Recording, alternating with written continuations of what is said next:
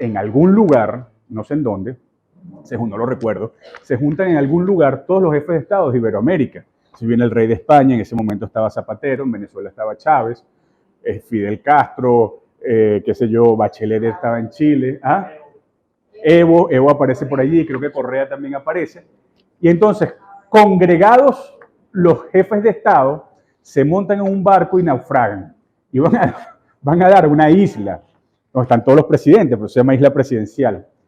Y bueno, ahí pasa de todo, por supuesto, hay unas historias entre ellos allí, lo que sea, pero no importa lo que pasa en la isla, sino que el mensaje que se transmite es que mientras los jefes de Estado, es decir, los políticos, están en las islas, en sus países las cosas comienzan a ir bien.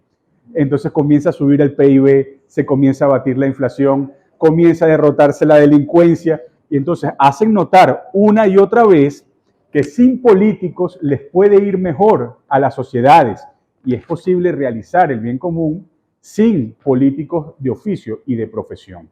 Eso sencillamente no es así, porque hace falta gente que asuma la carga de lo público. Hay un autor que se llama Jenofonte, que voy a citar más tarde, Sófocles, que escribe una tragedia que se llama Antígonas. Y allí hay una cosa que él dice, este es precristiano, por supuesto, es griego, pero dice básicamente que la naturaleza es tan sabia, la naturaleza es tan sabia que para el gobierno de la ciudad ha hecho y ha dispuesto que en aquellos que asumen las cargas del gobierno haya unas satisfacciones especiales y haya como unas compensaciones interiores especiales. Siglo después, Juan XXIII escribe un texto que se llama Mater et Magistra, una encíclica, en donde él dice lo siguiente, dice, la Iglesia valora el rol y el oficio de quienes asumen las cargas de la política, porque es algo duro, es un camino de cruz, pero es una vocación esencialmente necesaria. Y antes de él, Pío XII había dicho una cosa que no es menor, y no estoy hablando de religión, sino que esto está en el orden del amor, del servicio. Pío XII, el Papa, decía que la forma más excelsa de la caridad después del sacerdocio era la política. Es decir, que en el servicio de la política hay tal nivel de compromiso de amor y de vocación de bien que aquello se asemeja básicamente a esa vocación sacerdotal. No quiere decir que se tienen que meter a curas y a monjas o que están a punto de hacerlo, no. Quiere decir que en el orden de la caridad, en el orden del amor, ese es el sitial privilegiado de la política. Entonces, cuando Aristóteles dice aquí que la ciudad es para la vida buena, inmediatamente aparece Santo Tomás de Aquino, siglos después, y hace un comentario a la política de Aristóteles. O sea, el libro de la política tiene unos comentarios que que Santo Tomás hace. Y básicamente viene a describir estas tres cosas. Dice, lo más importante de esta obra de Aristóteles es que nos confronta con una realidad que es la siguiente. Lo primero es la necesidad de la política. De hecho, Aristóteles dirá, tan grande es así la predisposición a hacer política y a vivir en política, que Aristóteles dice que el hombre es anterior a la ciudad y nace para vivir en ciudad. Básicamente lo que está diciendo es que la ciudad es anterior al hombre en cuanto a generación. Venezuela existió antes que nosotros, pero en cuanto a finalidad, en cuanto a nuestra vocación y destino trascendente, es anterior en el sentido que tiene que vivir necesariamente en ciudad. Entonces, ¿por qué es necesaria? Por la realización del bien. Porque hace falta, dice Aristóteles, y lo recuerda Santo Tomás, hace falta una ciencia que sea práctica, que esté en la cúspide de todas las otras ciencias particulares que pueden procurar bienes. Y yo les pregunto, ¿la medicina puede procurar bien en la especie humana? ¿La economía? La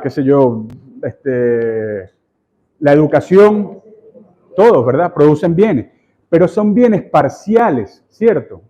son bienes que no alcanzan a dar con la totalidad de vocación de bien que tiene el ser humano. Entonces, ¿cuál es la amalgama? ¿Cuál es la ciencia que puede aglutinar esos bienes parciales? Es la política.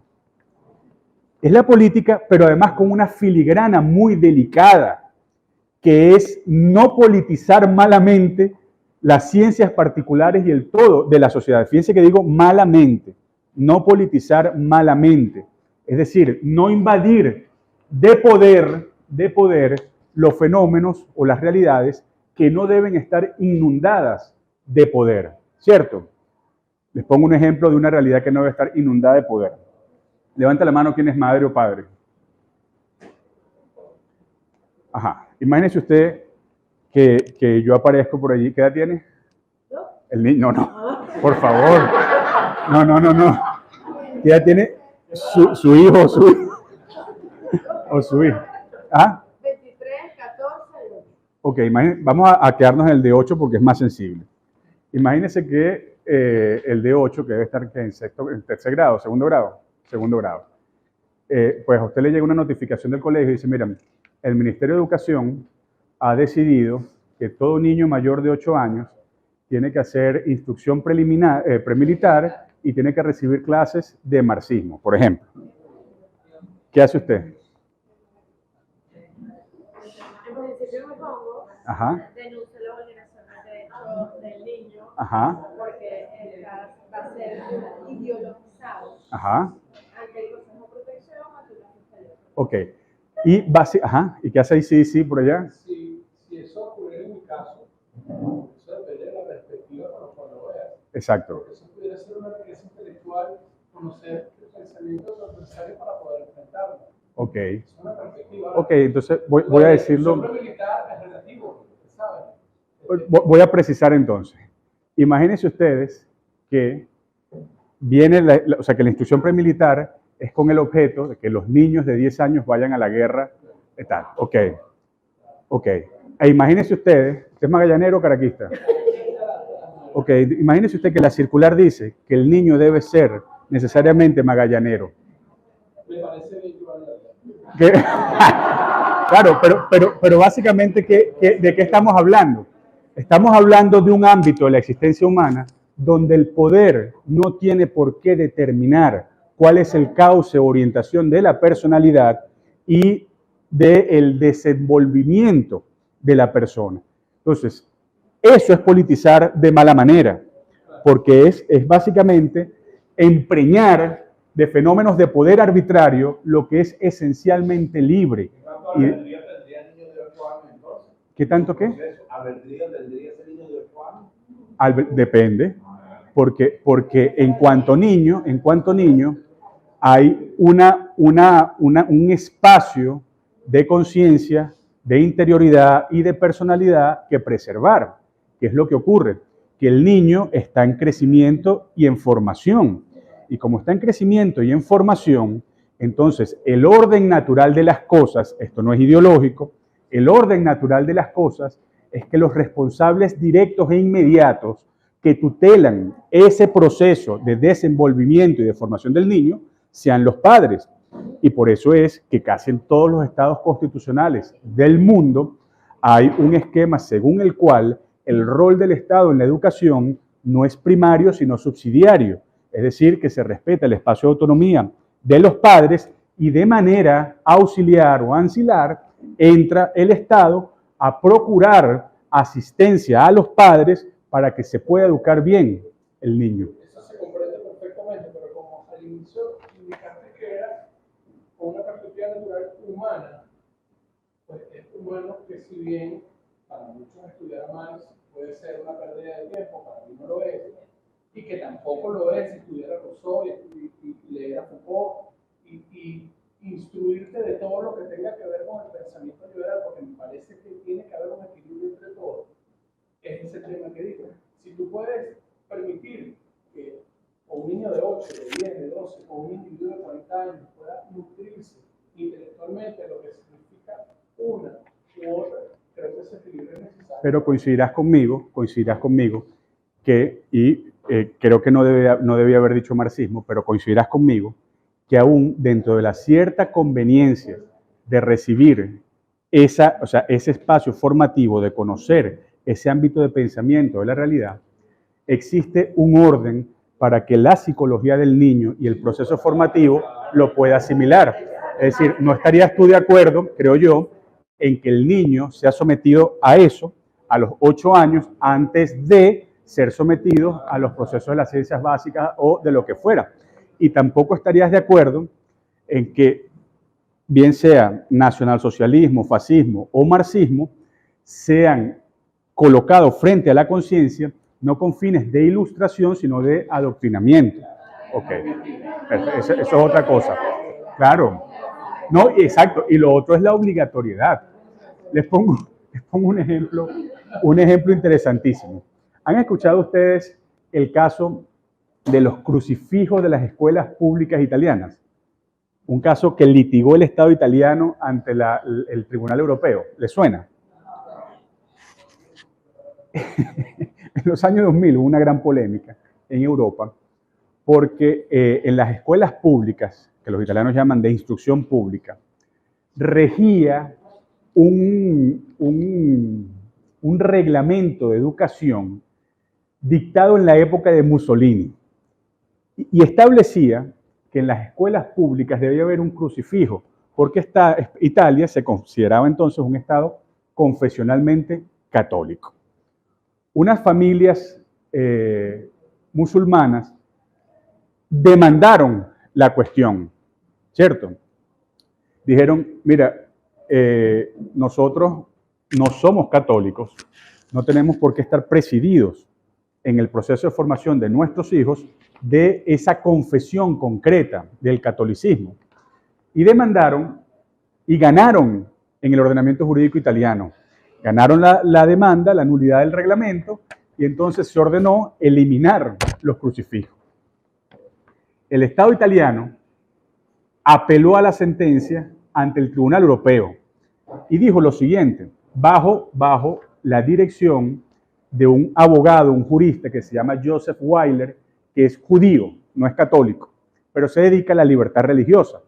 Entonces el Estado italiano dijo lo siguiente, en Europa, dijo, mira, nosotros respetamos la libertad religiosa en Italia, pero mientras tanto, el símbolo de la cruz es representativo de la mayoría y de la tradición del pueblo italiano. Lo que no debe ocurrir y garantizamos nosotros es que el símbolo de esa cruz se convierta necesariamente en una catequesis para los sujetos de la educación que tienen otro credo o que no quieren recibirlo. Pero eso es un símbolo de la unidad italiana. Por favor, Tribunal Europeo, dame la razón. Entonces el Tribunal Europeo básicamente entró por allí, dijo, es verdad, si esto representa la identidad de un país, debe ser respetado. Pero así como debe ser respetado, tiene que haber un equilibrio de bienes y se le debe respetar a lo que simboliza la mayoría, pero en modo alguno se le puede imponer el contenido de ese símbolo, no el símbolo, sino el contenido, es decir, sacar el catecismo y decir, tú te vas a hacer católico, no se le puede imponer el contenido de ese símbolo a los sujetos de la educación. Y queda bien resuelto el asunto, porque se salvaguarda la libertad y el Estado no se impone, no se mete en lo que no debe meterse, pero tampoco ocurre que hay una libertad religiosa malentendida que lleva a una parte que tiene derecho a imponer como una suerte de veto social en contra de lo que es la tradición del todo. Adelante. Joseph Weiler, W-I-L-E-R. Ok. Entonces, la necesidad de la política, dice, porque articula todas las ciencias particulares, y después, dice Santo Tomás, esto es importantísimo, la política como ciencia práctica. Aristóteles divide las ciencias, básicamente, en ciencias especulativas y en ciencias teóricas, ¿ok? Yo les pregunto, por ejemplo, un astrónomo que mira los astros y los observa, está allí, y hay un astronauta que va a la luna. ¿Cuál es el de la ciencia especulativa y cuál es el de la ciencia práctica? ¿Cuál es el que mira la contemplación y cuál es el que va en el obrar? ¿El astrónomo qué hace? El astrónomo es el de la observación, el especulativo, tal. ¿Y el astronauta? Claro, ok. Si ustedes tienen un geógrafo, es el ejemplo del Principito, ¿lo recuerdan? Si tienen un geógrafo y tienen un explorador, ¿el geógrafo tiene una ciencia práctica o especulativa? El geógrafo. ¿Ah? El geógrafo, el que tiene una ciencia especulativa. ¿Y el explorador? Ok. Un politólogo, alguien que estudia ciencia política, versus alguien que se dedica a nosotros, nos dedicamos al oficio político. ¿Qué ciencia tiene cómo concibe la política el politólogo? Como ciencia especulativa. Y nosotros, como ciencia práctica, en la trinchera, ¿verdad? Ok. Entonces, ¿qué es lo que viene a decir? Lo que viene a decir Aristóteles que Santo Tomás refrenda. Dice, la política es una ciencia práctica, es decir, una ciencia en el obrar, es una ciencia en el hacer, en el plano de la actuación. No es meramente algo especulativo. Y Aristóteles tiene otra cita, otra frase, que básicamente dice lo siguiente, dice, el objeto de la política no es el saber, sino el actuar. O sea, ustedes no están en política para actuar, perdón, para saber, sino para obrar, aunque una garantía del buen actuar es el saber y el entender. Aristóteles también dirá después que gobierna el que entiende, que el que entiende es el que gobierna.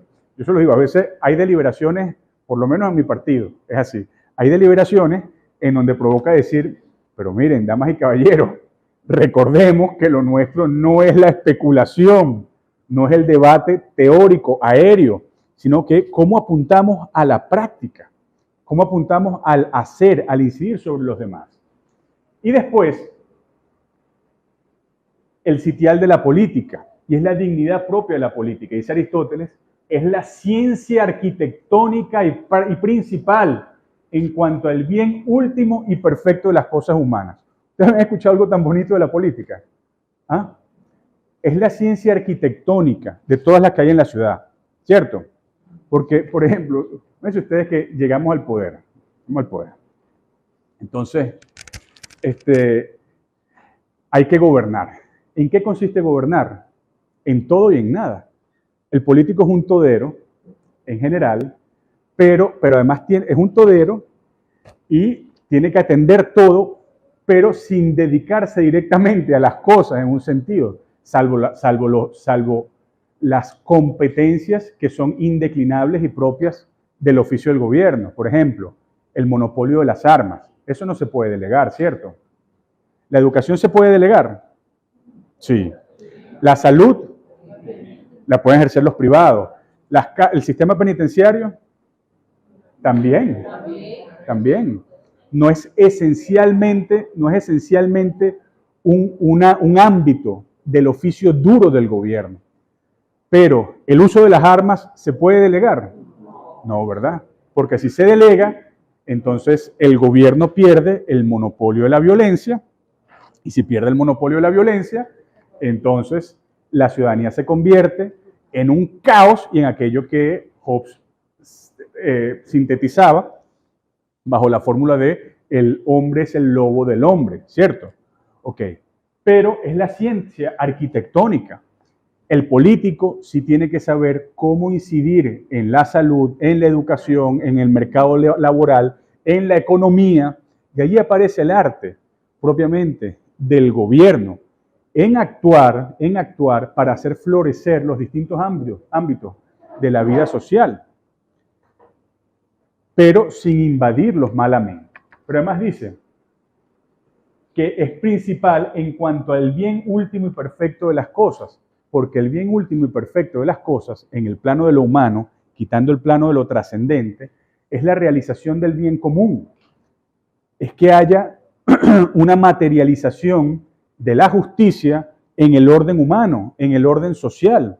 Entonces, ¿la persona se perfecciona comiéndose una arepa en la mañana en su casa? Sí. ¿La persona se perfecciona saliendo a comprar un par de zapatos en la comunidad? Sí. pero la persona se perfecciona de manera excelsa cuando es capaz de participar en los bienes comunes en la ciudad. ¿Cierto? Eso es algo que nosotros perdemos de vista, pero que es muy palpable en otros países. O sea, y no hay que ir muy lejos. No hay que ir a Suecia o a Nueva Zelanda. Si uno va a un país latinoamericano pujante, uno es capaz de percibir bienes que son comunes. Por ejemplo, la prensa libre. Por ejemplo, caminar con tranquilidad. Por ejemplo, que haya una lucha estable por mantener el valor del trabajo, que es el salario, el dinero. O sea, eso se puede ver y se puede participar. Y hay bienes comunes que tienen que ver con la forma de ser propia de los seres humanos. O sea, en concreto, cuando ustedes, por ejemplo, comienzan a recordar cosas venezolanas de los años 80, de los años 90, hay un algo intangible que no pareciera que es un bien, pero que es un bien. O sea, cuando un venezolano dice, yo recuerdo la Navidad, como lanzar cohetes, sacar la maleta, eso parece una cosa muy folclórica, pero son tradiciones compartidas que alcanzan el rango, un cierto rango de bondad, en cuanto nos marcan y crean, claro, dan identidad. Eso es el bien común. Digamos, es básico, y ya lo vamos a definir, pero es la posibilidad de aspirar a los bienes más perfectos. Después de eso, aparece un autor que se llama Leo Strauss, que da directamente en esto, en la relación entre la política y el bien humano.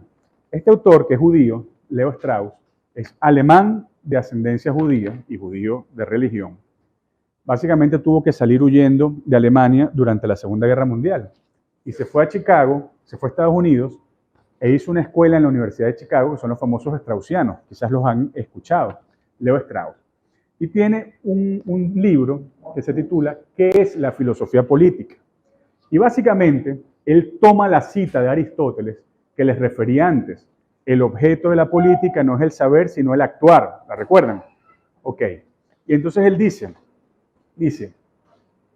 la política y la acción política siempre debe tener una referencia permanente al bien. Todo lo que motiva a un político debe ser o debe estar orientado al bien.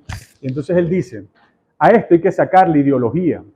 A la acción política y a la orientación al bien de la acción política hay que sacarle ideología. Y entonces dice, ¿en qué se concreta la procura del bien en la acción política? Dice, en dos cosas muy sencillas. Si hay una situación de bien actual, ¿qué es lo que le corresponde al político? Conservarla, ¿cierto? Conservar el bien existente y profundizar la situación de bondad. De manera que un político, cuando básicamente eso... ¿cómo se llama? Cuando George Bush, papá, asume la presidencia, claro, venía el esplendor económico de Reagan. O sea, el esplendor económico de Reagan que echó adelante la economía, y entonces entra Bush, papá, y dice, mire, mi rol aquí es mantener lo bueno de lo que existe, ¿cierto? O sea, porque es lo que moralmente corresponde. Ok. Por eso, la acción humana, la acción política, cuando hay bien existente, está llamada a conservar lo bueno. Pero si no hay un bien existente, ¿a qué está llamada la acción política? A construir o a progresar, ¿cierto? A cambiar para algo mejor.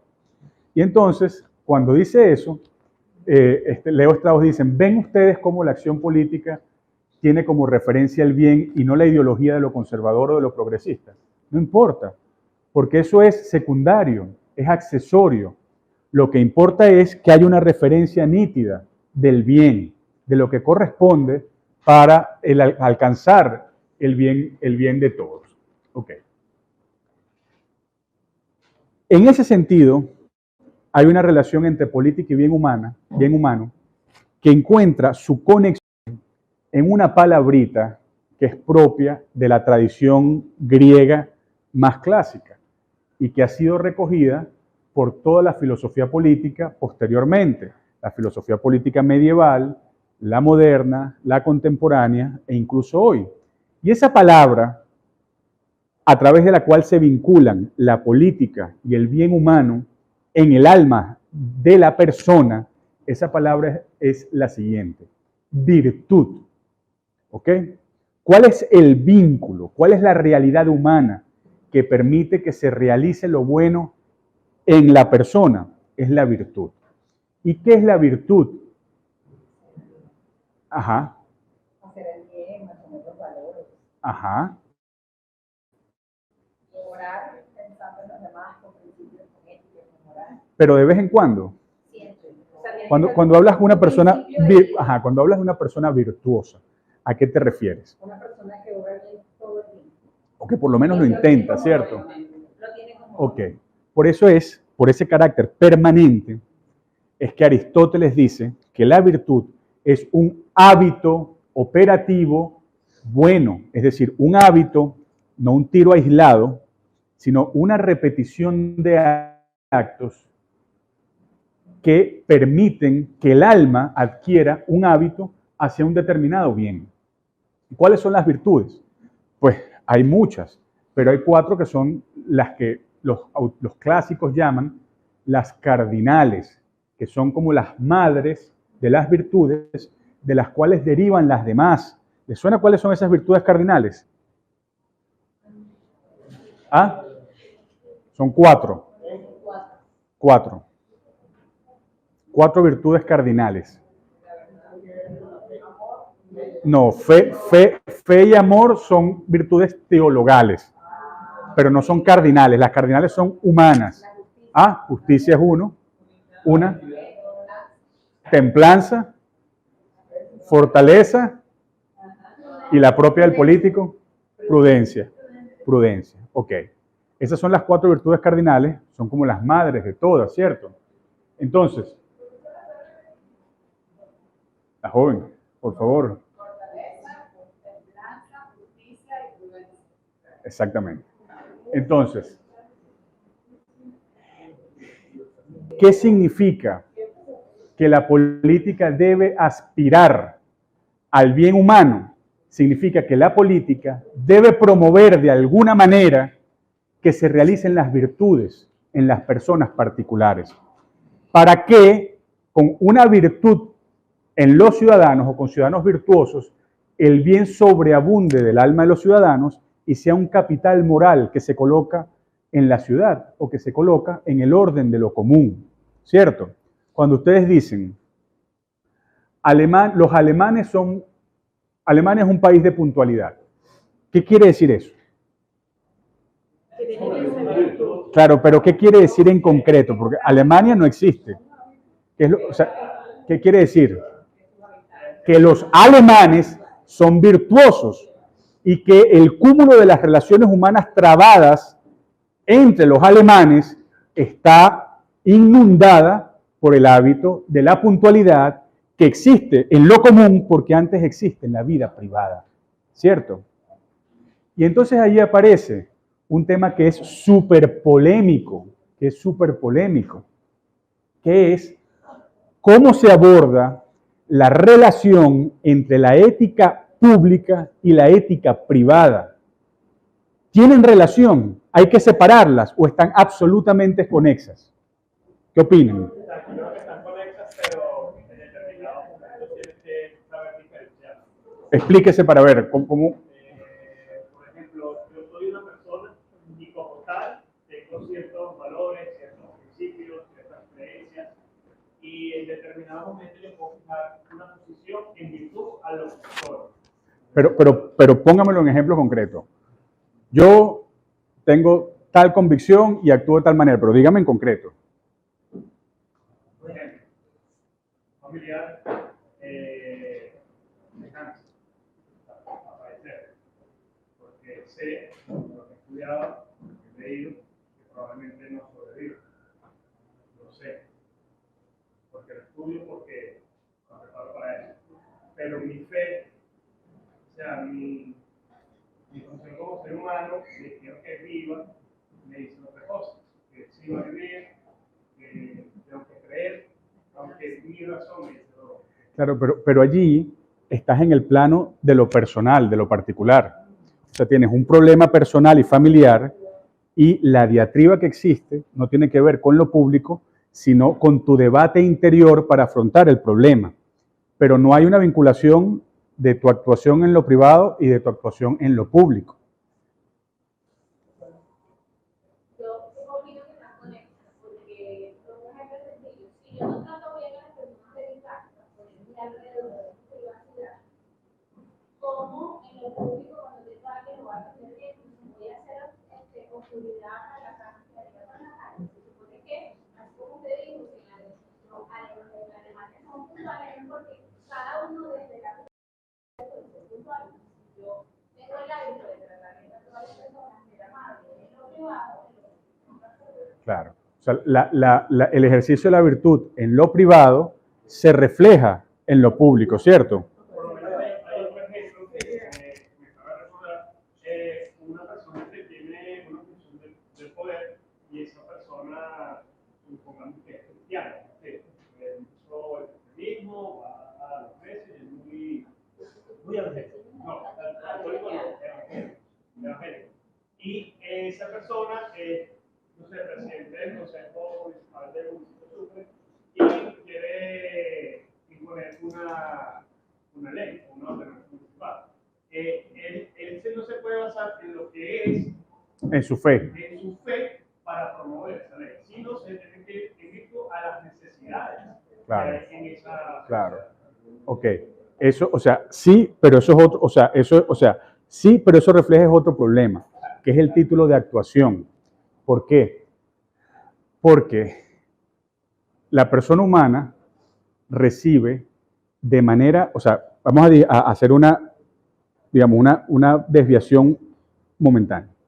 La persona humana recibe con mucha intensidad dos vocaciones o aspiraciones. La primera es la política, es lo social, y la segunda, alguien puede no reconocerla, pero también recibe una cierta vocación a lo trascendente.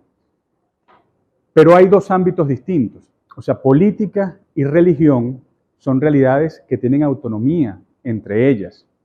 Por eso es que nuestro propio Señor Jesucristo dijo, dad al César lo que es del César y a Dios lo que es de Dios. La educación de su hijo de 8 años no es una cosa del César, es decir, no es del poder político, es de Dios y por lo tanto de su ámbito familiar. Okay. Pero puede ser inducido por parte de sus padres en su proceso de formalización, catolización, evangelización, musulmán. Claro, pero lo que, claro, pero lo que quiero decir es que, claro, pero yo como político no puedo, o sea, yo como político no puedo presentarme a ejercer mi cargo diciendo lo siguiente, diciendo, desde mi fe católica o desde mi fe cristiana o mi condición de cristiano, creo que el contenido de esta ley debe ser tal y cual y cual. ¿Por qué? Porque cuando yo me paro en la Asamblea Nacional, yo me paro en cuanto ciudadano. Yo no me paro con la cachucha de católico. Otra cosa distinta es que mi convicción católica me lleva a descubrir en la ley natural unos fundamentos que yo deba defender en la ciudadanía. Por ejemplo, que los padres tienen el derecho primario a la educación. Eso es algo de ley natural. La Iglesia Católica lo reconoce, pero no es que existe ese derecho a los padres porque lo dice la Iglesia Católica. Existe porque es natural a las cosas. Entonces yo no puedo pararme en esa Cámara Municipal a decir el catecismo indica que tal o cual cosa. ¿Por qué? Porque se está haciendo de Dios algo que es del César. También es un problema. Actualmente hay muchas corrientes progresistas que intentan como que desvirtuar lo que es constitucionalmente por lo que aquí se señaló. Por ejemplo, actualmente se intenta imponer una visión de va a ser muy polémico, pero que existen más géneros de lo que son masculinos. Claro. Entonces, ahí lo que estoy diciendo, pero al revés, ya es como que el Estado te busca imponer una realidad que tú, o por lo menos yo, no consigo. Pero es 50 al revés del Estado. Bueno, o vamos a polemizar un poquito, ya lo vamos a ver después, pero por ejemplo, esto. No sé si han seguido en Estados Unidos la cantidad de causas penales que hay porque personas se han negado a prestar servicios determinados para matrimonios de personas del mismo sexo. Por ejemplo, van a un repostero y dice al repostero, ¿le puede hacer usted la torta para la boda de Jairo y Juan? Entonces el repostero dice, mira, yo prefiero que no. Ocurre que desde el Estado se asume que eso es una actuación discriminatoria y que está obligado a hacer la torta necesariamente, ¿ok? Y se le imputa. Entonces, ¿qué es lo que ocurre allí? Que si bien estas personas tienen pleno derecho en unos ámbitos y, digamos, hay un ejercicio de la libertad individual que tú, al margen de la consideración ética que hagas, debes respetar, lo que no puede ocurrir es que le doblegues la conciencia a ella en una dirección que no está clara, ¿sí? Entonces, ocurre que puede ser tan mala la invasión del César en las cosas de Dios como la de Dios en las cosas del César. Y por eso es que nuestro Señor Jesucristo lo resolvió muy fácilmente. ¿Recuerdan en el Evangelio cuando nuestro Señor Jesucristo le dicen, ¿es lícito pagar impuestos? ¿Cuál es la respuesta de nuestro Señor Jesucristo? Para ver una moneda, ¿cierto? ¿De quién es inscripción que está allí? Del César. Entonces, sin ningún complejo ni escrúpulo, dale al César lo que es del César y a Dios lo que es de Dios. Que básicamente lo que significa es que en el plano de la ética, esto lo vamos a ver más adelante, y la política, hay una obediencia que se debe a Dios, quien crea, pero también hay una obediencia que se debe al César, que es la autoridad política, ¿cierto? Y causa una obligación ética. ¿Cuáles son los deberes humanos fundamentales que el César puede imponer? Por ejemplo, el deber de contribuir materialmente a la realización del bien común, es decir, tributar, ¿cierto? ¿Estamos obligados? Sí. ¿Y el César puede mandarlo? Sí. El deber de proteger la patria. Al muchachito de 8 años no lo podemos reclutar ahora, pero cuando tenga 18, sí se le puede reclutar. En Ucrania, por ejemplo, en este momento, claro, ¿no? Y ya naturalmente es apto. O sea, es lamentable el asunto, pero es apto para la guerra. En Ucrania, por ejemplo, ustedes lo vieron con la guerra. El César dijo, las mujeres se van y los hombres se quedan. O los hombres no se pueden ir. O sea, no es que las mujeres se van, las mujeres se pueden ir, pero los hombres se quedan. ¿Por qué? Porque existe el deber de combatir la invasión extranjera, ¿cierto? Y ahora en diciembre acaban de establecer una regla, que es que antes los hombres hasta 55 años tenían que combatir, pero ahora lo subieron a 60. Ahora los hombres hasta 60 años están obligados a combatir. Eso es un asunto del César, ¿cierto? Puede mandar. En ese asunto también hay objeción de conciencia. ¿Recuerdan ustedes quién era objetor de conciencia? Un boxeador famoso. ¿Ah? Mohamed Ali fue reclutado o salió en el sorteo, no recuerdo cómo fue, para ir a Vietnam y objetó en conciencia. Y no fue a Vietnam porque objetó en conciencia, pero se le castigó, ¿recuerdan cómo? ¿Ah? No. Se le retiró la corona mundial. Pero lo que quiero decir es que nos adelantamos, pero hay un orden de la vida humana, un ámbito de la vida humana que es de la personalidad, de la interioridad y que tiene que ver con lo espiritual, sobre lo cual no tiene poder el César. Y hay un ámbito de decisiones del César donde no vale la imposición de Dios. Ahora, eso no quiere decir que no haya orientación en la actuación. Y les voy a poner un ejemplo ahorita, después la pregunta. No, que a mí me parece que tema de la ética, con esto quiero a los abogados, son necesarios. Pero el tema de la ética en la defensa de alguien que se sabe culpable, todos sabemos culpable. El caso, por ejemplo, el narcotráfico de Colombia en los años 87, 88, 89. Sí. Se atrevió a defender narcotraficantes. Sí. A defenderse aliados, sabiendo que era culpable. Yo no sé si... ¿Dónde está ¿Cuál es la implicación ética de ese asunto? Ok. Eso es parte de un ámbito del derecho que se llama deontología. Perdón, de la ética en general, que se llama deontología, que es la ética del ejercicio profesional. Hay deontología médica, que es la ética médica, hay deontología económica, hay deontología jurídica. En el ámbito de la deontología jurídica, en ese caso concreto, surge el cuestionamiento de si a un culpable, sabido culpable, se le puede defender o no, ¿cierto? ¿Y cuál es el criterio ético que rige el asunto? Dicen, sí, no solo se le puede defender, sino que se le debe defender por varias razones. Primero, porque la defensa es para que el proceso sea justo, para que el proceso sea justo y se le haga justicia, de manera que sea condenado si tiene que ser condenado o que sea absuelto, pero si tiene que ser condenado, que sea condenado por la pena proporcional y no por más. Y si tiene que ser absuelto, que sea absuelto. Pero eso es lo primero. Entonces, lo que hace el abogado penalista no es ir a borrar la culpa, aunque él tiene un deber de silencio, de escuchar bajo secreto de oficio a su cliente, pero la función de él no es lavar la culpa del cliente como objeto directo, sino asegurar un juicio justo. ¿Ok? Y a ese juicio justo tienen derecho, como un derecho humano, un derecho civil y humano, tienen derecho Hitler, Stalin, Fidel Castro y todo el mundo, ¿ok? Tienen derecho a eso. Sí, sí. No, claro, claro. Ahora, hay una segunda razón para la defensa. Claro, absolutamente. Pero es que además hay otra razón de fondo para defenderle como parte de la ética pública, de la deontología jurídica. Y es que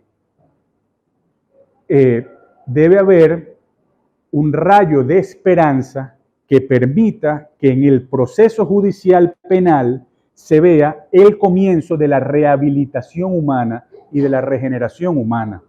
Que la persona pueda cambiar para después reinsertarse en la sociedad.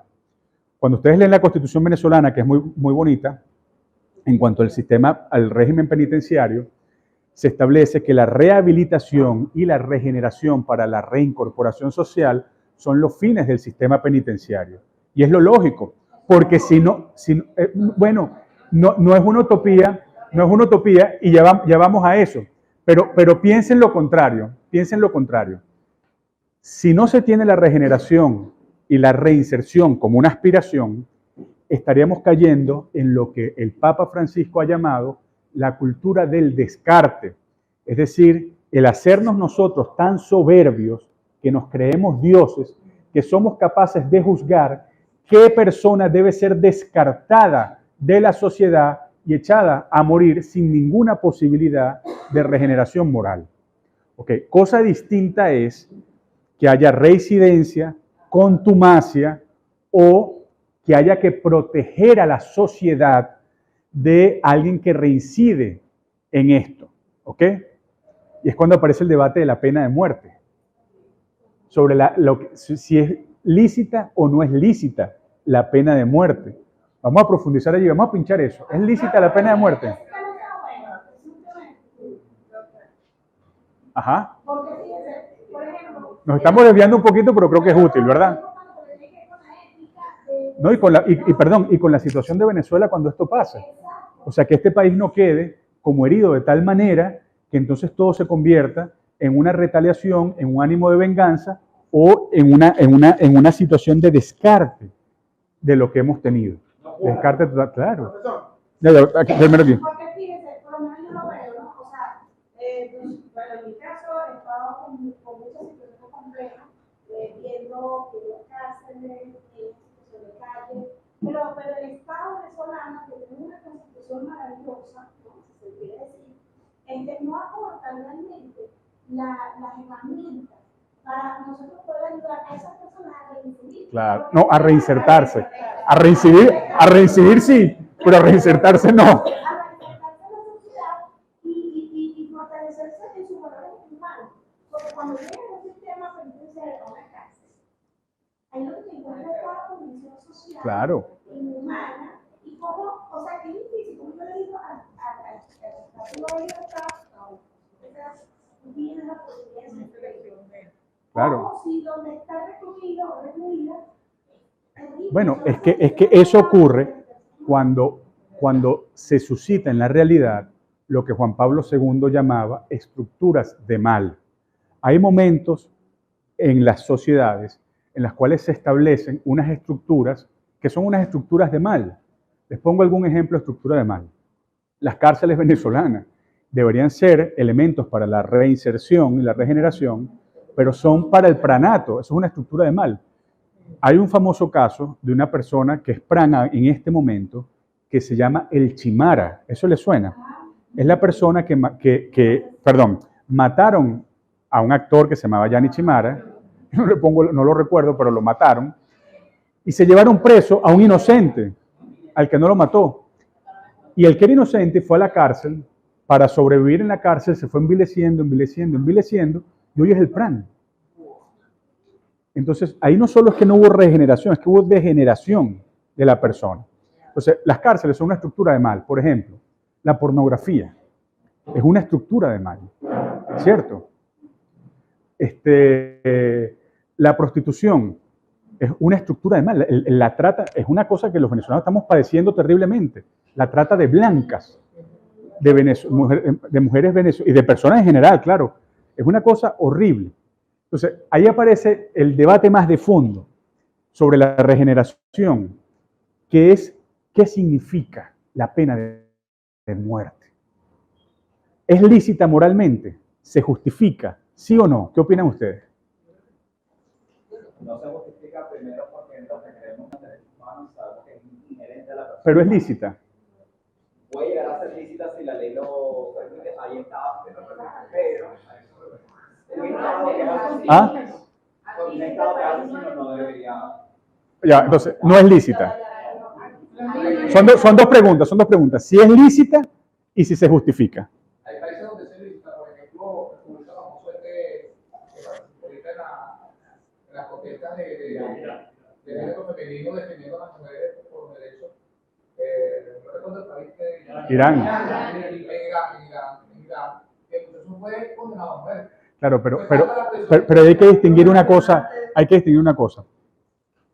Cuando me refiero a lícita, es si es legítima, es decir, si tiene un contenido de justicia con independencia de lo que diga la ley formal, que es distinto de si es legal, porque puede ser legal, porque está en la ley escrita y positiva, pero no tiene legitimidad en su implementación.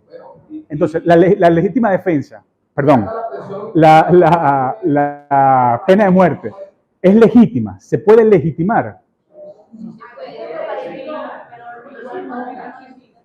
Ok. Depende de la cultura, ojo con eso, pero vamos a ver. Por la violación y la falta de justicia, de un estado de justicia en el país, la mayoría, una gran cantidad de personas piden que en el momento de la refundación de la Constitución en ese estado se pida la pena de muerte para Venezuela, porque hay muchos casos donde no hay justicia y donde los derechos humanos no aplican precisamente a las personas que se les violó su derecho como tal. Es decir, los sicariatos, la cantidad de factores que existen en el país, claro, donde hay un muy grande dentro de la población. Es decir, no es que uno justifique la pena de muerte como tal, pero sí la sociedad está exigiendo en este momento. Es una de las cosas que tengo dentro del trabajo. Okay. ¿Algún comentario más antes de decirle? Ok, vamos a ver. Yo considero que no es lícito. Que no es lícito. Debe de ser. Okay. Solo Dios tiene la potestad de quitarle la vida al ser humano, porque ya se la quita. Ok. Ahora, ¿cómo se resuelve el asunto? Fíjense qué delicado es. Es un tema complicado, ¿cierto? Muy complicado. Pero no solo es complicado, sino que, por ejemplo, países de signo democrático e ideológico tan dispares como Irán y Estados Unidos, ambos tienen la pena de muerte, ¿cierto? Entonces, ¿qué pasa allí? ¿Por qué? O sea, ¿cuál es el meollo ético del asunto? Es el siguiente. Existe el derecho a, perdón. El Estado le quita la vida a una persona por haberle quitado la vida a otra. ¿Dónde está allí realmente la razón? La justificación, claro, porque es que en realidad no es el Estado. El Estado es el verdugo y el ejecutor material. Pero la justificación de fondo es que es la sociedad la que se defiende, ¿ok? A través de su órgano de poder, que es el Estado. Pero ¿por qué esto debe ser encuadrado en un problema ético más amplio? Por lo siguiente. ¿Puede ser legítimo o no la pena de muerte? Depende. Y no es por relativizar, sino es lo siguiente, es esto. Así como existe el derecho a la legítima defensa, es decir, a defenderme de un agresor injusto de manera proporcional, aunque cause la muerte, ¿cierto? Eso existe. O sea, si le entran a su casa y entran con una escopeta y lo van a matar, existe el derecho a la legítima defensa, proporcional. Si me atacan con una escopeta, entonces yo respondo con una escopeta, pero no puedo responder con un tanque de guerra, ¿cierto? Si vienen con un cuchillo, no puedo responder con una ametralladora. Pero sí existe el derecho a la legítima defensa. De hecho, hay una teoría que es la no exigibilidad de otra conducta, porque es intuitivo que se protege el bien de la propia vida. Si una persona mata a otra en legítima defensa, ¿ese acto es bueno o es malo? Es malo, porque matar siempre es malo, ¿cierto? Pero hay unas circunstancias que lo justifican y que en derecho se llama atenuante. No tienen marcador. Bueno, ahorita les digo algo de eso, entonces. Pero así como existe el derecho a la legítima defensa, cuando es el recurso extremo, cuando es el recurso extremo y una persona tiene que matar, ¿sí? El acto de matar es malo, pero se queda justificado por unas circunstancias. Ok. Eso se proyecta sobre la vida social y surge la pregunta, ¿existe algún momento en el cual la sociedad tiene derecho a ejercer su legítima defensa frente a un agresor injusto? Y la respuesta, no, porque la legítima, así como la legítima defensa personal es de plano, es súbita, es instantánea. Cuando está legitimada cuando se legitima el derecho a la defensa social, tiene que tener un cauce institucional. No puede haber linchamiento, sino que tiene que haber un proceso justo y se legitima institucionalmente. Entonces, se entiende que hay un momento tal en que la sociedad está tan amenazada por un agresor injusto que ésta tiene derecho a defenderse. Entonces, sí podría ser legítima la pena de muerte. Pero ¿qué ha dicho Juan Pablo II? ¿Y qué dijo Benedicto XVI? Dijeron, puede ser legítima, pero hoy en día no se justifica, porque hay una conciencia superior de los derechos humanos y porque casi en todos los lugares hay mecanismos institucionales para salvaguardar el bien de la sociedad de ese defensor, de ese agresor. ¿Ok? Entonces, Juan Pablo II le está dando un coquito a los gringos, fundamentalmente, con eso. Entonces, puede ser lícita, pero no justificarse. ¿Ok? Ahora, hay que buscar la manera de defender a la sociedad.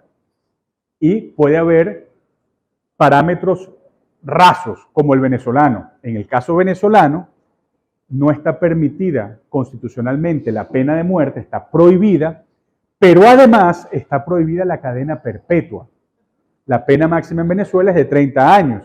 O sea, eso es una declaración de principios. Es decir, hay que defender a la sociedad dentro del marco del respeto de la vida del agresor injusto y dentro del respeto de la libertad del agresor injusto, sabiendo que el 30 años es la pena máxima y que es el año que le da la sociedad para que se regenere la persona. En contraposición de Estados Unidos, que no firmó la Convención de Derechos Humanos. Por eso es que Tiene, claro. Pero ¿saben lo que es cadena perpetua? O sea, ustedes les puede pasar, ¿ustedes se han quedado trancados en un ascensor 3 minutos? ¿Ah? Levanten la mano quien se ha quedado trancado en un ascensor.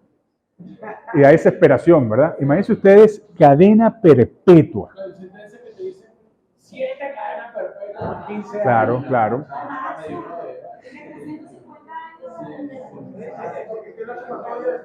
A ver, Pero en el sistema penal venezolano sí estamos de acuerdo que la pena máxima es 30 años cuando va al tema del COVID. Muchas gracias. Y todas estas cosas, simplemente a veces años nos parecen poco frente a las que cometieron. Claro. En el sistema penal venezolano. Bueno, claro, ¿no? Pero es que además de eso, el problema, o sea, cuando hay impunidad y o tiene carácter fallido el Estado respecto del sistema punitivo y penitenciario, ocurre que se legitima, que es el drama, se legitima la legítima defensa, valga la redundancia, social, o por lo menos no se legitima, se explica o sirve de excusa el fallo del Estado para que los particulares vayan a tomar justicia por su propia mano, un linchamiento, un cuadrón de... bueno, usted no había nacido, pero aquí hubo un momento dado, quizá usted tampoco, un momento dado en que el héroe de Venezuela era un personaje que se llamaba el hombre de la etiqueta. ¿Lo recuerdan? ¿Saben qué es eso? ¿No saben qué es eso? Ah, claro, en la novela era terrible. ¿Por qué? Porque era una novela por estas calles y exactamente, entonces en la novela era como el termómetro de lo social en Venezuela, una crítica en contra del sistema político, demolió el sistema político. Bueno, duró 2 años la novela y la sociedad estaba buscando vengadores. Entonces, en el clima de delincuencia tal, en la novela presentan un personaje que era un policía, que él estaba asqueado de la corrupción del sistema y se convierte, Carlos Villamizar, o sea, claro, se convierte en el hombre de la etiqueta, que básicamente él buscaba a los delincuentes, lo agarraba, lo mataba y le ponía una etiqueta que decía irrecuperable. Pero fíjense qué drama, porque ¿cuál es la concepción antropológica que tenía el hombre de la etiqueta? Que la persona humana no se regenera, ¿cierto? Y por eso hay que descartarla al margen del sistema de justicia. Es terrible, terrible.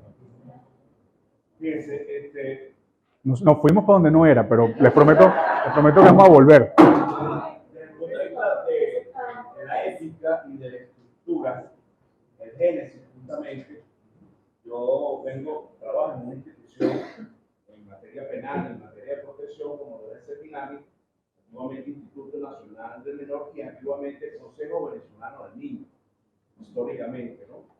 Es donde llevan a los jóvenes adolescentes por LOGNA cuando cometen una infracción, no delito. ¿Okay? Ahorita se está discutiendo la reforma de LOGNA en materia penal, porque en Venezuela tradicionalmente los menores que cometían homicidios, violaciones, infracciones de esta tipología, solamente eran sentenciados a 5 años. ¿Por violación? Sí. En la primera, cuando sale LOGNA, antes estaba la ley tutelar del menor. Ya, pero es que por una violación que hace un menor, solo puede ser sentenciado a 5 años. En la primera LOGNA. Okay. Antes estaba la ley tutelar del menor, fue derogada. Okay. Pero quiero hacer un poquito de historia para entrar justamente porque es la ética. Y cuando en el instituto donde yo laboro, el personal técnico, psicopedagogos, psiquiatras, psicólogos y por supuesto los que están encargados de reeducar a este joven, un adolescente, un niño, para ser insertado justamente en la sociedad. Eso que prevalece al ser humano justamente para que no vuelvan a cometer la falta. No falta, ya cuando tiene la mayoría de edad para el Código Orgánico Procesal Penal será delito. Para que individuo pasó por el Consejo Venezolano del Niño, el actor, y por el Instituto Nacional de Atención al Menor. Hay una estructura definida por juristas, por justamente en aquel entonces Congreso Nacional, que formulaba las leyes sobre la base de ética de formar a estos jóvenes para poder ser reinsertados. Claro, claro. Hoy en día eso contrasta todo, absolutamente todo. No, yo puedo decir con mucha certeza que los jóvenes que salen del seminario, del 100%, uno se incorpora a la sociedad. Y no justamente por los equipos que hacen un trabajo loable para su reeducación en todos los ámbitos, socioeconómico, educativo y desde el punto de vista afectivo. Tiene una estructura familiar, una estructura que viene de la sociedad, una estructura del barrio o de la vecindad donde viene este joven. Para que no vaya justamente a las cárceles. O sea, no se permite el pranato, no se permite, hay normas allí para reinsertarlo justamente en la sociedad. Pero eso va de la mano de que el psicólogo tiene que ser ético, el psiquiatra tiene que ser ético. No, y es que si no, el niño o el menor no tiene herramientas. O sea, hay que rodearlo de las herramientas para que eche para adelante. Pero hoy en día, el Estado venezolano, el Estado regional, el Estado Miranda, donde está tutelada el seminario, eso lamentablemente no funciona así. O sea, acabamos totalmente con esto. Y simplemente, pues, es una depositaria. Claro. ¿Dónde va? Lo tienes allí. Terrible. Los padres están tranquilos. Es una estructura de descarte, como diría el Papa. La mayoría, porque se les echa a morir allí a que sea de lo que sea. Públicos que están mal pagados, muy mal pagados. Se fueron los psicólogos, se fueron los psiquiatras, se fueron los psicopedagogos, se fueron los trabajadores sociales, porque no hay, o sea, hay amor, hay ética, pero como tú reeducas a un joven en esas condiciones donde ni siquiera te puedes llevar comida para la casa. Claro. O sea, esa descomposición. Porque, y este joven justamente cuando sale a la sociedad reincide nuevamente y va encaminado hacia lo que va a ser un delincuente ya. Claro. Tú sabes que por estas calles hubo un problema también. Porque Rodille Chivo, ¿se recuerda ese personaje? Rodille Chivo era un niño que se hizo malandro y que tenía pistola, mataba gente o no sé qué. Y no sé qué organismo público, puede haber sido uno de estos, pues denunció, o si fue el Ministerio Público, no lo sé, pues dice, mira, tú no puedes poner a un niño a eso, y eso crea modelaje sobre el resto de los niños. Esto no es el modelo que queremos. Perdón, cuando estamos hablando de ética, y que la ética muchas veces se puede llegar incluso por el poder hasta llegar a quebrantar. ¿Por qué me refiero a esto? Porque en una oportunidad, teniendo lo que se llama un taller con el doctor Emeterio Gómez, él hablaba en uno de sus trabajos lo que es la ética y la legitimación de capital. Y daba como ejemplo, por lo menos, lo que es el contrabando de la droga, el tráfico de droga, que pasa lógicamente por la frontera, que debería estar custodiada por funcionarios que están allí para defender a la patria. Pero que le llegaban, y ponía un ejemplo sencillo que decía, bueno, esto le llegaba con droga y le pedían que permitiera pasar a cuenta de un regalo. De un regalo, no hablo de metálico, ¿no? Pero esto, si se oponían a que pasaran, ya lo que tenían ahí, todos esos que estaban custodiando la frontera, ya esta gente que iba a traer, contrabandeando o traficando la droga, ya conocían lo que se llama todo el terreno donde vivía, cuál era la familia y cuál era todo lo que tenían estos señores que estaban, que deberían impedir el tráfico. Entonces, le ofrecían el dinero precisamente para no llegar, pero si se oponían le decían, bueno, claro. tienes una familia Y eso es y exactamente lo que se llama corrupción. La corrupción es la anteposición del interés personal sobre el bien común. En este caso, ese funcionario se deja corromper por un interés inmediato y desviado que lo quita, lo aparta de su función al bien común. Miren, ya que nos metimos en esto, les voy a comentar una cosita breve sobre el acto moral y la estructura moral del acto humano, ¿ok? para juzgar cosas y salimos al break. Dijimos que la política es una ciencia práctica, ¿cierto? Está en el obrar. Y dijimos que la ética tiene que ver, o es la ciencia práctica, de la realización del bien. Es decir, de que los actos sean buenos o sean malos, o se evite el mal. Ahora, ¿cómo se juzga la moralidad de un acto? O sea, ¿qué hay que tener en cuenta para juzgar la moralidad del acto humano? Lo siguiente, este es el acto humano. El acto humano tiene 3 elementos, 3. El primero es el fin. El fin del acto. ¿Cuál es el fin del acto? El segundo son los medios. Es decir, aquello a través de lo cual se pretende alcanzar el fin. Y el tercero son las circunstancias en las cuales se da el acto. Ok. Entonces, imaginemos lo siguiente. Yo les pregunto, un bate como un medio, ¿es bueno o malo? Un bate. ¿El bate en sí mismo es bueno o es malo? ¿Ah? Depende, ¿verdad? ¿Ah? En sí mismo no es bueno ni malo, o sea, es bueno conforme cumpla el fin para el cual fue creado, pero puede ser malo si se desvía, ¿verdad? Si el bate es para caerle a palo a Caracas, es muy bueno, ¿verdad? ¿Ah? Es muy bueno. Ok, entonces, si es, vamos a poner aquí, si el fin es ganarle a Caracas, el fin es bueno, ¿verdad? El fin es lícito, Si el medio es un bate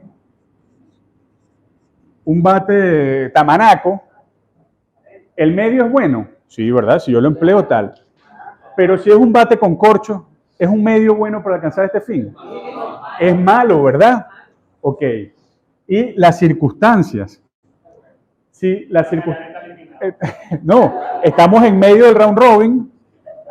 Entonces, el querer ganarle a Caracas con un bate bueno, en unas circunstancias round robin, el acto es moralmente lícito, ¿cierto? Pero, si para ganarle a Caracas uso un bate con corcho o compro los umpires, ya el medio es malo, quiere decir que el acto es inmoral, ¿cierto? Ok. Entonces, ¿qué debe ocurrir? Que en las circunstancias que se tengan, debe haber una adecuación entre que el fin sea bueno y los medios sean buenos, ¿ok? Si el fin es malo, no importa que el bien sea bueno. Por ejemplo, si el fin es matar a un inocente, no importa que el medio sea un bisturí de punta de no sé qué, porque puede ser bueno, pero si es mal usado, porque el fin es malo, entonces el acto es malo. Ok. Ahora, fíjense ustedes, para que lo veamos más claro. Si viene un agresor a mi casa en la noche, con una escopeta y va a robar y va a matar a mi hijo, ¿cuál es el fin que yo tengo allí? Defender la vida, ¿cierto? Defender la vida. Ok, ¿cuál es el medio que tengo? Lo que tenga a la mano, ¿verdad? Si la persona entra con un machete y yo saco una ametralladora y le vacío 70 tiros, ¿qué pasó con el medio? El medio es desproporcionado, con lo cual es malo y entonces no se justificaba la legítima defensa. Ya este fin queda torcido porque los medios son malos. ¿Qué es lo que? Ok, algo proporcionado. ¿Qué es lo que corresponde? ¿Qué es lo que corresponde en ese caso? Si viene con un machete y tú tienes una ametralladora, ¿qué es lo que corresponde? Das un tiro al aire, por ejemplo. Si sigue, das otro tiro al aire. Claro, depende cómo venga. Claro, si el tipo insiste, tienes que tratar de inhabilitarlo. Hay una película muy vieja también. Hay una película muy vieja, pero muy buena. Usted tampoco había nacido, que es Terminator 2. Cuando Schwarzenegger es bueno, ¿recuerdan? O sea, Schwarzenegger primero es malo, pero después es bueno. Entonces, él está con el muchachito, que no me acuerdo cómo se llama, John Connor, está con el muchachito y Schwarzenegger va matando a todo lo que encuentra, ¿verdad? O sea, vegeta y empieza a matar. Y entonces, John Connor, que le da las órdenes, le dice, mira, ya está, se acabó, tienes prohibido matar, no puedes matar. Entonces, van a entrar a un lugar y hay un vigilante que lo impide, y entonces le da un tiro en la pierna y le dice, sobrevivirá, no te preocupes. O sea, como diciendo, no lo voy a matar, pero en ese caso también era malo. Ok, entonces si es defender la vida, pero el medio es desproporcionado, no importa la circunstancia en este caso. Ok, ya la circunstancia acá. Ahora, sí. Si es una pelea de cuchillo, si el agresor entra con un cuchillo, yo tengo un cuchillo, el medio es bueno. ¿Y qué es lo que hace la circunstancia? La circunstancia lo que me dice es lo siguiente. ¿El fin del acto es malo? Sí. ¿Las circunstancias le quita maldad al acto? No. Lo que hace es justificar el acto en sí mismo. ¿Ok? Lo mismo, perdón. Supónganse ustedes. Bueno. Ok. Tenemos la Fuerza Armada Nacional, ¿cierto? Ok. La guerra de agresión ¿es justa? ¿Cuál es la guerra justa? La legítima defensa, claro. Hay una guerra justa que es la defensa, digamos, la guerra defensiva, ¿cierto? Lo que está haciendo Ucrania en este momento. Entonces, sí, desde el punto de vista, vamos a desdoblarlo, desde el punto de vista de Rusia y de Ucrania. ¿Cuál es el fin de Rusia? Invadir. ¿Y el fin de Ucrania? Defenderse. ¿Qué medios usa Rusia? Su fuerza armada, ¿cierto? Pero como sirve a un fin malo, el acto de la guerra y la situación de la guerra es injusta. ¿Cuál es el medio que utiliza Ucrania? Su fuerza armada. Como es una guerra de defensa, cuyo fin es justo, entonces es un medio lícito, ¿cierto? Ahora, respecto a los rusos, ¿cuál es la circunstancia? La invasión, el deseo de ambición, la ambición de poder. Entonces, eso empeora la responsabilidad respecto de un fin malo y el uso desviado de los medios. ¿Cuál es la circunstancia de los ucranianos? La defensa, lo cual justifica más aún la moralidad del acto, que es de defensa, y la implementación del medio, ¿cierto? Entonces, cuando ustedes tengan un dilema ético, es más, si se va la luz ahorita y se acaba la clase, olvídense de todo lo que le he dicho antes, y lo que tienen que recordarse es esta estructura. O sea, cuando tengan un dilema ético, lo que tienen que pensar es cuál es el fin del acto, si los medios son lícitos o no, y cuáles son las circunstancias. Eso hay que metérselo en la cabeza. Entonces, la famosa frase de muchos políticos, Ajá. Entonces, atentos a esto.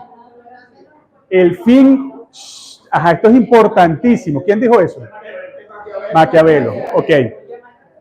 Todos aquí. Por favor. ¿El fin justifica los medios? Sí.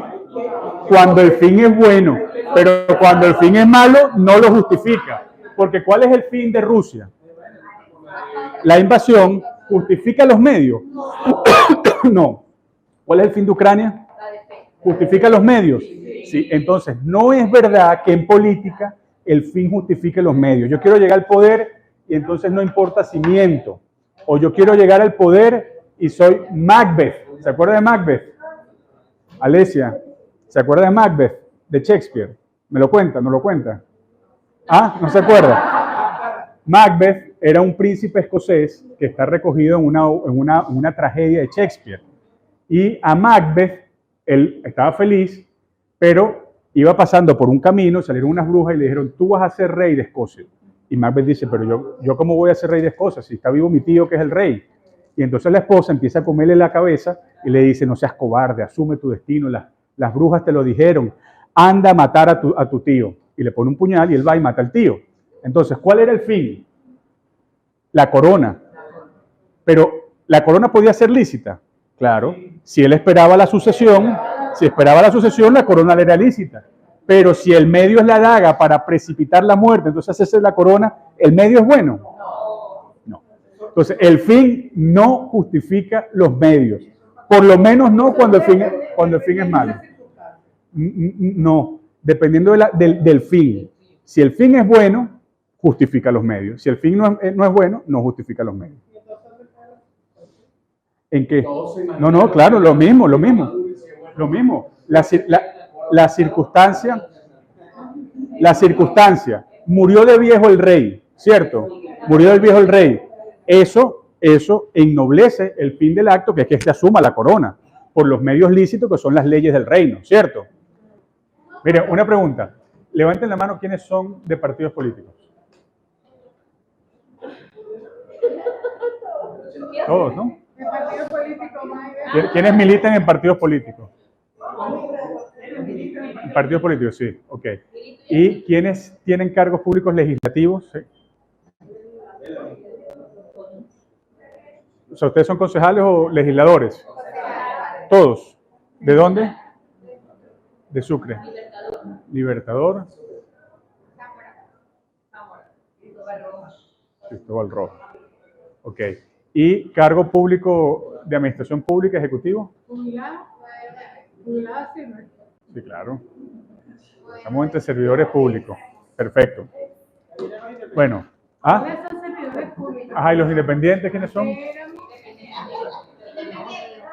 ¿Independientes? ¿En serio? Pero hay que conversar entonces.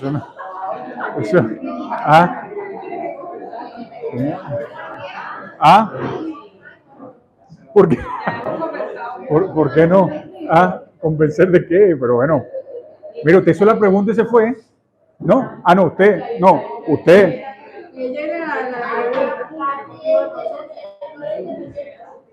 La primera justicia.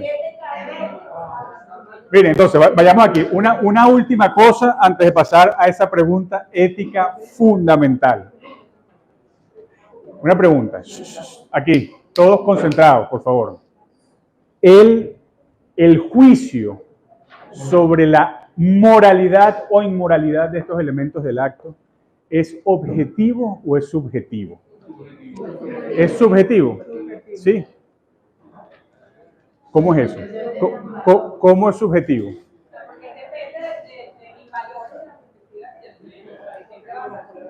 Eso quiere decir, por ejemplo, que Putin hace bien, porque como si es subjetivo, él hace bien en utilizar su poder bélico para invadir Ucrania. Ok, entonces, pero usted se atreve a decir que él está equivocado moralmente. ¿Sí? No. Pero entonces, ¿y cuál es el problema con Putin? Si usted es capaz de sostener que el juicio sobre lo ético es subjetivo, que es decir, que depende de cada uno de los valores, de las convicciones, ¿cuál es el problema con Putin si él dice que él fue formado para ser emperador y que él está empleando bien las cosas? ¿Cuál es el problema?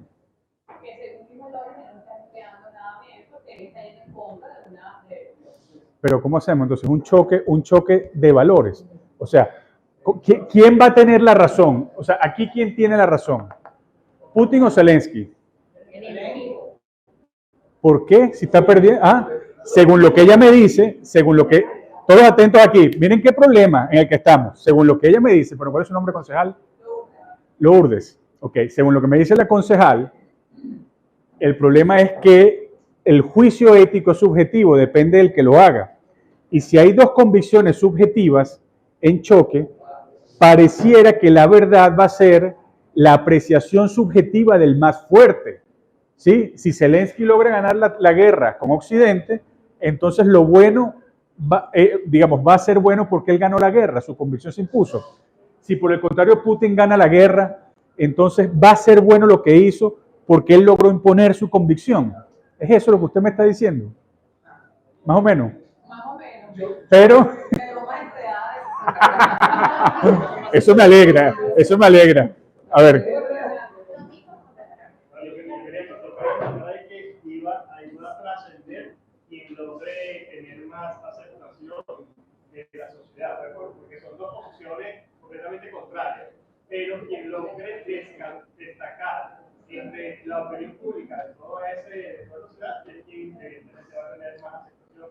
Claro, pero entonces surge una pregunta. Básicamente, según lo que dice la concejal Lourdes, el juicio moral depende de la fuerza que se tenga para imponer la propia convicción, ¿cierto? Es decir, que si Putin tiene más fuerza que Zelensky, se dirá que lo que él hizo está bien, pero es lo que dice ella. Lo que usted me está diciendo es que el juicio moral depende de quien pueda convencer más a otros. Es decir, que si Putin es capaz de convencer al mundo entero de que él está obrando bien y el mundo entero dice, sí, sí, muy bien, invade Ucrania y degóyalos, entonces va a estar bien.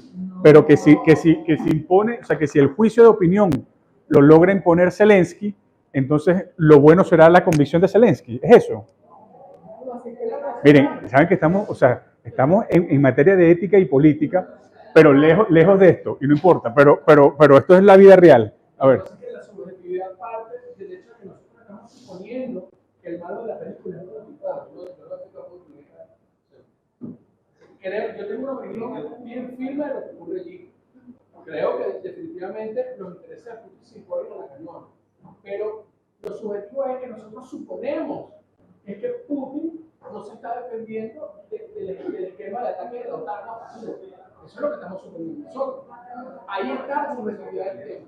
Porque ya a priori le estamos colocando a Zelensky como el bueno de la película. Ok, pero supongamos que hacemos abstracción de Putin y de Zelensky, ¿sí? Es verdad, quita Putin y a Zelensky, es verdad que el juicio moral es subjetivo y depende de la fuerza de quien lo contenga, o es verdad que el juicio moral depende de la batalla de la opinión pública. Por ejemplo, si yo soy Pablo Escobar Gaviria, ¿ok?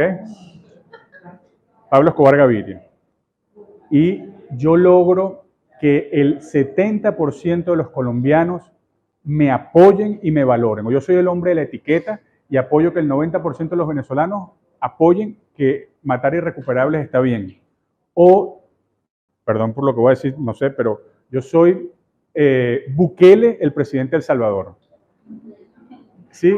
Y entonces yo logro, como en efecto ocurre, que el 85% del país consienta y se sienta feliz con lo que yo estoy haciendo. Eso quiere decir que lo que él hace es bueno porque, porque él logra imponerse por la fuerza o porque lo...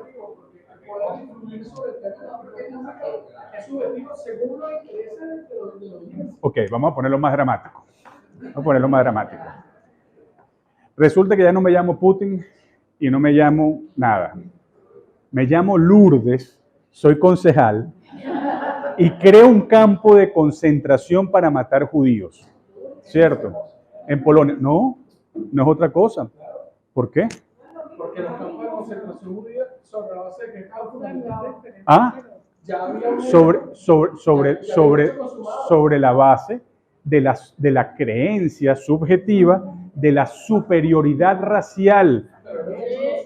Bueno, pero ya va. De la superioridad racial germana, y entonces eso movía a una solución final para exterminar a los judíos que hacían impura la raza, y entonces Hitler tuvo que, ya no Lourdes, perdón, pero Hitler tuvo que ponerlos allí. Suponte tú que la guerra la hubiese ganado Hitler. Eso le ponía moralidad al exterminio masivo de judíos, porque ganó la guerra. Ahora suponte tú que hubiesen votado en las Naciones Unidas y 89 naciones hubiesen dicho, sí, eso estuvo bien hecho, dale, mata a los judíos. Está bien hecho. ¿Por qué? ¿Cuál es la diferencia entre Putin diciendo que arbitrariamente quiere invadir o Hitler diciendo que él tiene una raza superior y tiene que matar? O dicho de otra manera, ¿cuál es el límite que impone el orden de las cosas para decir que el juicio moral no es subjetivo? Suponte tú, ok, pero ponlo así en guayuco, pues primitivo, puro y duro. Yo entro a tu casa con una escopeta y voy a matar a tu hija. Y te digo, mi convicción subjetiva, ya no lo está diciendo nadie, mi convicción subjetiva me lleva a decir que debo matar a tu hija. ¿Tú eres capaz de responderme que esa convicción subjetiva debe ser respetada? O vas a argumentar lo siguiente, vas a argumentar diciendo, ¡epa! ¿Qué más? ¿Visto?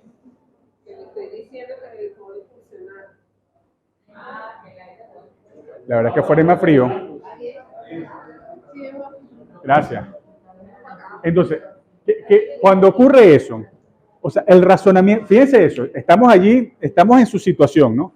Entro yo a matar a tu hija. Tú tienes que razonar.